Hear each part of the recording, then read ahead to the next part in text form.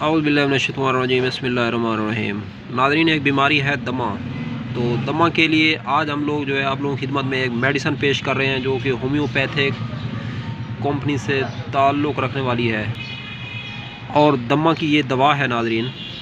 तो R43 जो है इसका नंबर है, R43 और अस्थमा ड्रॉप के नाम से जानी जाती है।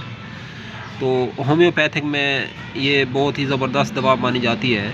अगर इसकी कीमत के बारे में बात करें तो 850 रुपये जो है इसकी रिटेल प्राइस है।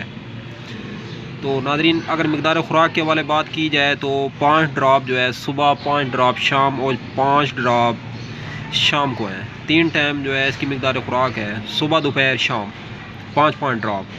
तो पानी के अंदर हल करके इस्तेमाल करने चाहिए। तो दमा जो है इससे इंशाअल्लाह अल्लाह के फ़ज़ल और करम से आपके ब्लड से डिटॉक्स होना शुरू हो जाएगा आहिस्ता आहिस्ता।